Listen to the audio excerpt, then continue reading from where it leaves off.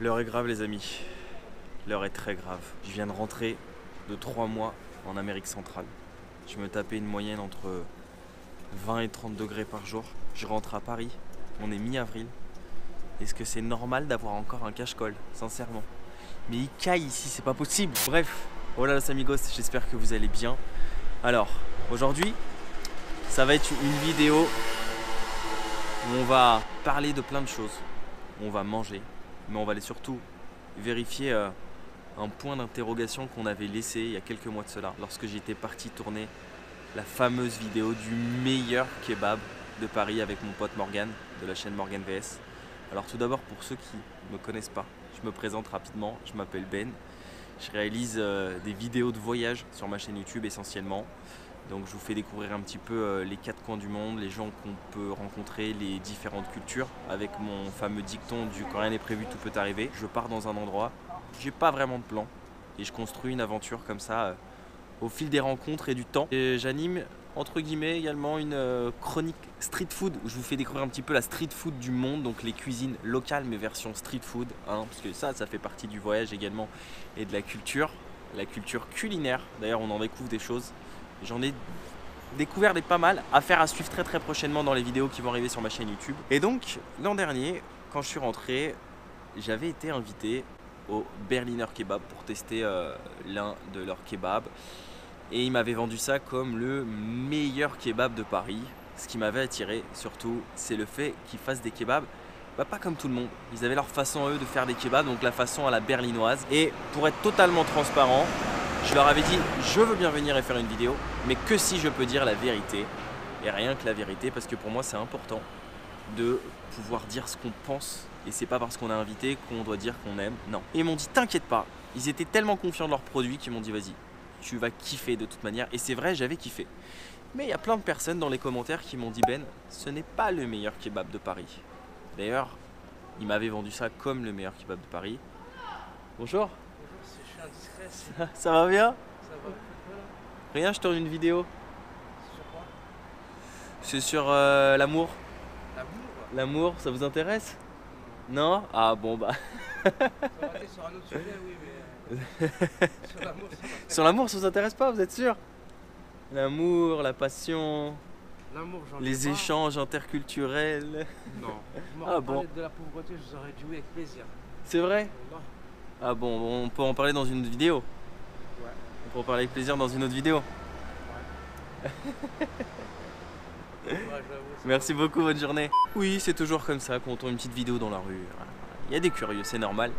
Donc, j'étais venu, j'avais testé, j'avais approuvé, mais il y en a plein qui m'ont dit, Ben, ce n'est pas le meilleur kebab de Paris. Si tu veux tester le meilleur kebab de Paris, il se trouve rue des Batignolles dans le 17e.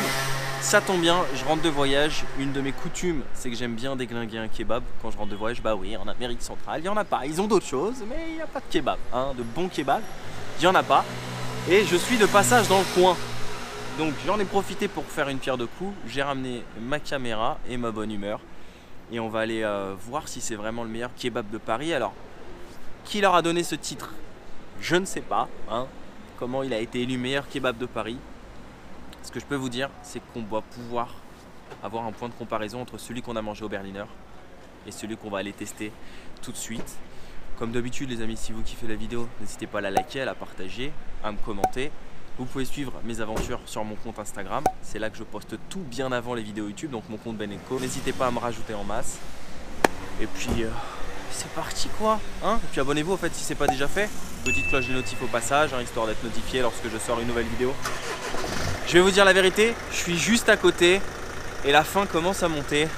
Stop le blabla, on y va tout de suite. Est-ce que ce serait pas la tristesse profonde de déchirer un kebab seul sur son scooter avec les bruits parisiens, les klaxons, les odeurs? Il est là, il est arrivé, je vous le montre. Ce qui est censé être le meilleur kebab de Paris. Pourquoi je le mange comme ça? Hein, ça reste de la restauration rapide. Alors déjà premièrement, ils n'ont pas d'espace intérieur, c'est tout petit. Ça va très vite. Il n'y a pas de table, il n'y a rien. Il y avait un monde de ouf quand je suis arrivé, c'est pire que le McDonald's. Il y avait une queue à l'extérieur. Alors je sais pas si c'est leur réputation qui fait qu'il y a du monde ou si c'est le quartier qui est assez quand même commerçant. Je pense que c'est la réputation qui doit amener du monde et je pense que c'est parce qu'il est bon. Mais En vérité, pourquoi je le mange là? Parce que j'ai aussi pas le temps, je suis assez pressé. J'ai un rendez-vous cet après-midi. Alors, déjà, d'aspect, il est beau, je vous le dis. Le pain a l'air bon, la viande a l'air bonne. J'ai pris sans frites, j'évite le gras en ce moment. Est-ce qu'il est meilleur avec frites? J'en sais rien. Est-ce que les frites sont faites maison? Je pense pas. J'ai vu des gros paquets de frites. Est-ce que c'est des frites fraîches qu'ils reçoivent, qui sont déjà coupées pour gagner du temps comme au Berliner? C'est possible. Mais ils avaient tellement de monde que j'avais même pas l'occasion de parler avec eux. Voilà, pour leur poser des questions. Non, ça a été super vite. J'ai juste eu le temps de leur dire pourquoi c'est le meilleur kebab de Paris. Il m'a dit parce que voilà, on a été élu par des internautes, des journaux, télévision, machin, etc. Regarde sur internet. J'ai dit ok, je regarderai. Pour le moment, je vais le goûter. Parce que moi aussi, j'ai envie d'émettre un avis. Suivi ces klaxons. Est-ce qu'on peut manger tranquille?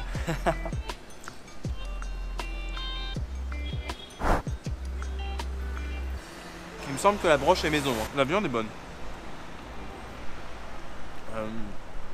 Elle a un petit goût d'épices. Comme si elle était un peu marinée. Après, ça reste du classique. Sauce algérienne, hein, c'est l'une de mes préférées. Pourquoi pas d'ailleurs un prochain voyage? Algérie, Turquie, kebab, on sait pas, hein? Pourquoi pas. Salade tomate oignon, grand classique. Je vais être franc, hein. Sur la première bouchée, je le trouve super bon, le pain est bon. Après, pour moi, ça reste du kebab classique. 5,50 en prix sans frites, 6,50 avec frites. Et j'ai payé 7,90, quelque chose comme ça, parce que j'ai pris une boisson, je crois. Non, 6,90.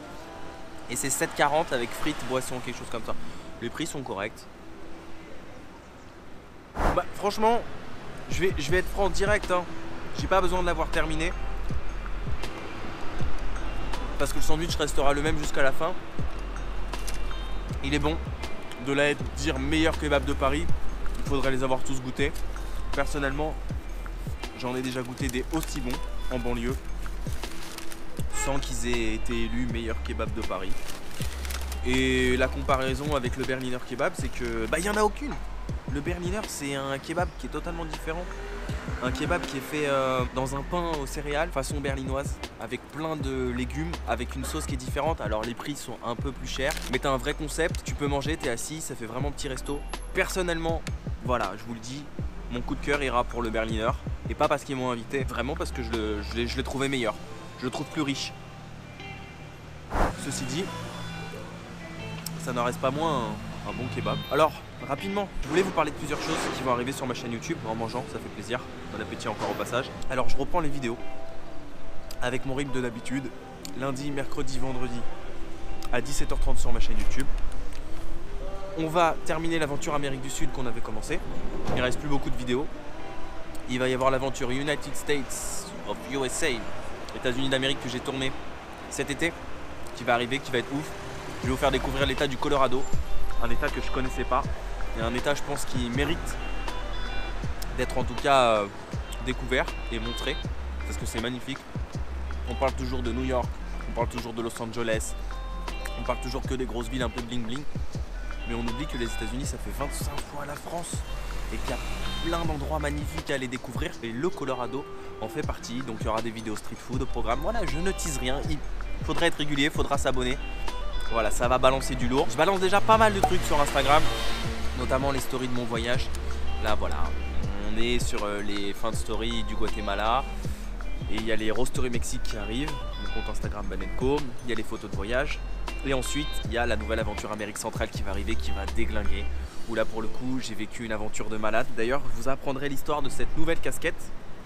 Je vous en dis pas plus, vous allez comprendre comment je l'ai reçue, par qui, pourquoi. Très jolie histoire. Je vais vous montrer des paysages de ouf. Je vous dis rien sur les pays. Je peux vous dire qu'il y a un pays que j'ai fait et je suis même quasiment sûr, j'ai vérifié. Je suis le premier youtubeur français à y avoir mis les pieds. Voilà. Donc les vidéos vont arriver.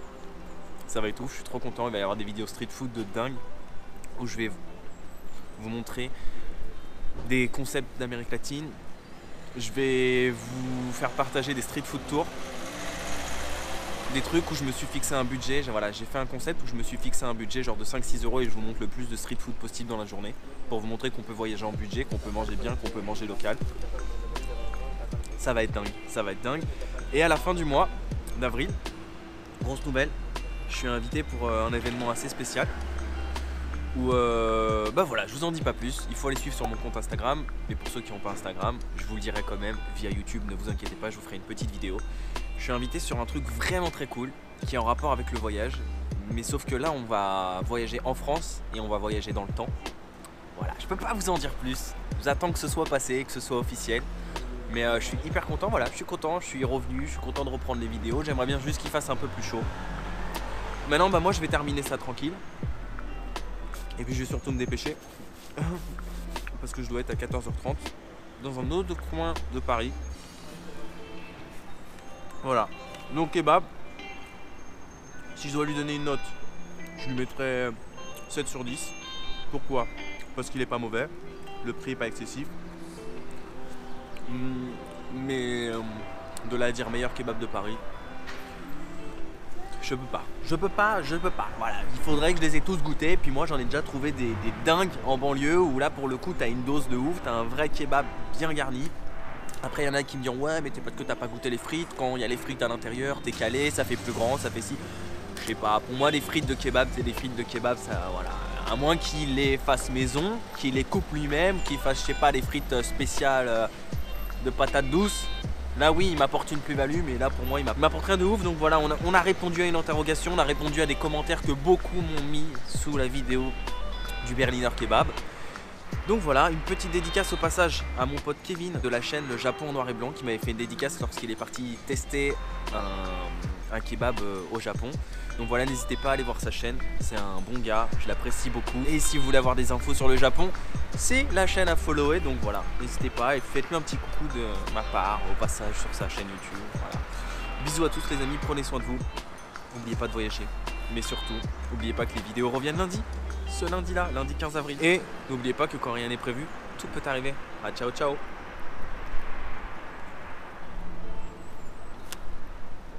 Revenir de voyage et manger un kebab, c'est quand même la vie. Hein. Ciao.